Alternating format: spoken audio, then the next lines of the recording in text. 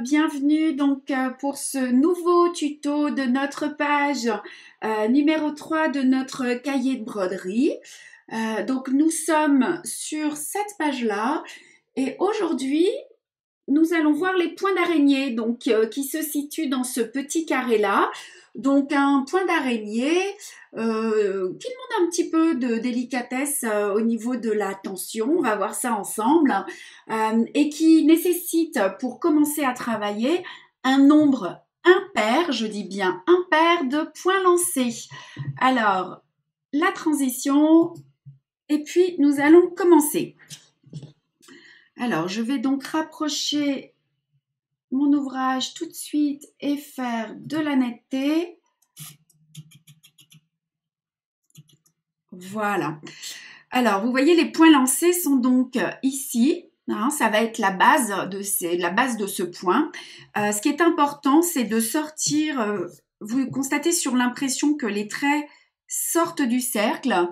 Alors, attendez. Hop, voilà, je suis bien ici. Donc, vous allez bien bloquer votre fil sur l'extérieur du cercle. Puisqu'après vous allez vous rendre compte que le but c'est de couvrir tout le cercle, et pour ça, pour couvrir le trait du cercle extérieur, il faut absolument commencer par des points, qui sont à l'extérieur. Voilà, j'espère que j'ai été claire, je pense que oui. Donc j'ai bloqué, maintenant vous allez... Voilà, je vais me mettre ici. Vous allez sortir votre aiguille et vous allez donc commencer à faire vos points lancés.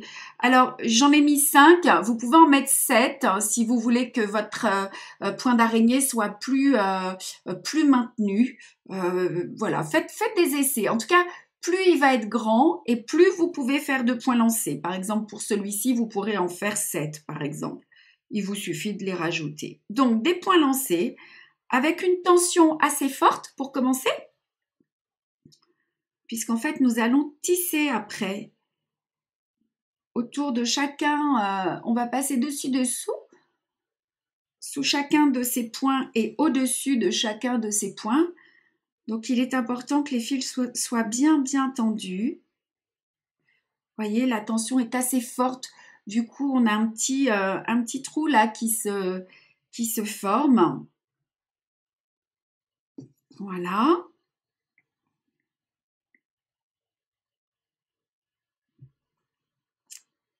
Et vous allez sortir au plus près du centre, pas dans le centre, sinon le dernier point va se défaire. Donc, entre deux points, comme ceci, au plus près du centre. Voilà.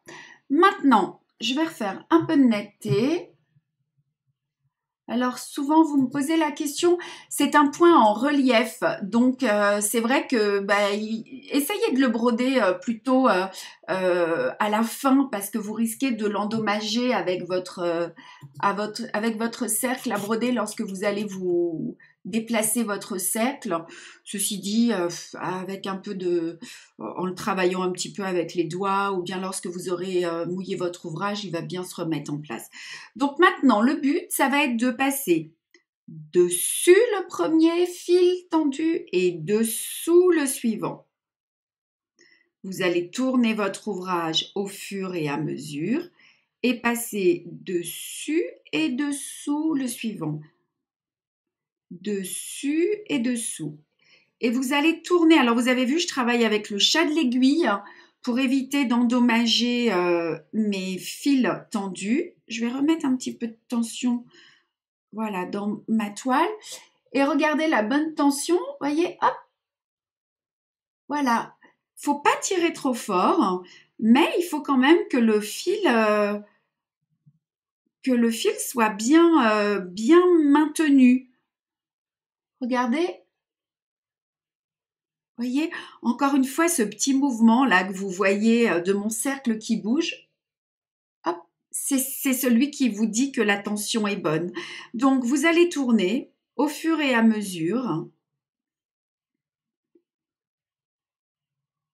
comme ceci, et vous allez vite vous rendre compte, après le premier tour, eh bien qu'en fait, comme vous avez un nombre impair de fils tendus, lorsque vous êtes passé sous un fil, eh bien au tour suivant, vous allez faire le contraire, vous allez passer dessous. C'est ce qui va donner cet effet de tissage. Et vous tournez votre cercle au fur et à mesure.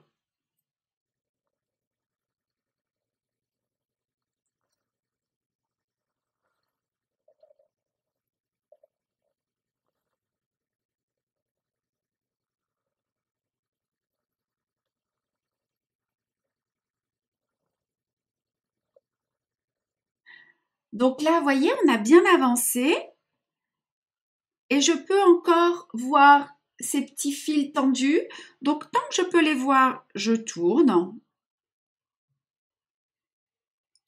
Encore un ou deux tours. Et puis, vous allez moins serrer peut-être vos points s'ils ont été irréguliers à la base. Si vous en avez fait un qui est un petit peu plus long que les autres, eh bien, quand vous passez dessus, vous tirez votre fil un peu moins.